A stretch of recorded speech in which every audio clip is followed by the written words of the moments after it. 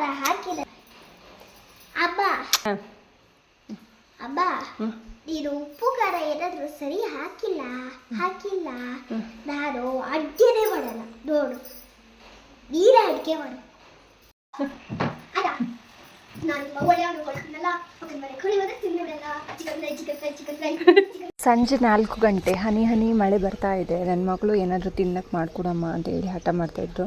So ನೋಡಿದ್ರಲ್ಲ ಈಗಲೇ ಹೀಗೆಲ್ಲ ಮಾಡಬೇಕು ಅಂತ ಹೇಳ್ತಾಯಿದ್ಲು. ನೋಡಿ ನಾನು ಮನೇಲೇ ಇರುವಂತಹ ವೆಜಿಟೇಬಲ್ ಮಾಡಿ ಒಂದು ರೈಸ್ ಬಾತ್ ಮಾಡ್ಕೊಳ್ಳೋಣ ಅಂತೇಳಿ ಒಂದು ಆಲೂಗಡ್ಡೆ ತೊಗೊಂಡು ಚೆನ್ನಾಗಿ ನೀರಲ್ಲಿ ವಾಶ್ ಮಾಡಿ ಅದನ್ನ ಈ ಥರ ಕಟ್ ಮಾಡ್ಕೊಂಡ್ಬಿಟ್ವಿ. ಈ ಥರ ಸಣ್ಣ ಸಣ್ಣ ಕಟ್ ಮಾಡಿ ಮತ್ತೆ ವಾಶ್ ಮಾಡಿ ಅದಕ್ಕೊಂದು ಟೊಮೆಟೊ ಮತ್ತೊಂದು ಹಸಿಮೆಣಸು ಹಾಕಿ ಸ್ವಲ್ಪ ಒಂದು 2 ಟೇಬಲ್ ಸ್ಪೂನು ಆಯಿಲ್ ಹಾಕಿ ಸಾಸಿವೆ ಮತ್ತು ನಾವು ಕಟ್ ಮಾಡಿರುವಂತಹ ಎಲ್ಲ ವೆಜಿಟೇಬಲ್ಸ್ನ ಅದಕ್ಕೆ ಹಾಕ್ಕೊಂಡ್ವಿ. ನಂತರ ಇದಕ್ಕೆ ಜಾಸ್ತಿ ಮಸಾಲೆ ಎಲ್ಲ ಏನೂ ಹಾಕಿಲ್ಲ, ಬಟ್ ಅವಳು ತಿನ್ನಬೇಕಲ್ಲ ಅದಕ್ಕೋಸ್ಕರ. ಸೊ ಸ್ವಲ್ಪ ಪೆಪ್ಪರ್ ಪೌಡ್ರನ್ನ ಆ್ಯಡ್ ಮಾಡ್ಕೊಂಡ್ವಿ ಈ ಒಗ್ಗರಣೆಗೆ. ನಂತರ ನಾವು ಒಂದು ಬೌಲ್ನಷ್ಟು ರೈಸ್ ಮಾಡಿ ಇಟ್ಕೊಂಡಿರೋದನ್ನ ಇದಕ್ಕೆ ಆ್ಯಡ್ ಮಾಡ್ಕೊಂಡ್ವಿ.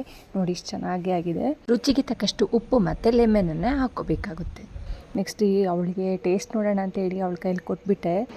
ಸೊ ಅವಳು ತಿಂದು ಸ್ವಲ್ಪ ಮಳೆ ಎಲ್ಲ ಬರ್ತಾಯಿದೆ ಅಲ್ವಾ, ಸಖತ್ತಾಗಿದೆ ಅಂತ ಹೇಳ್ತಿದ್ದಾಳೆ.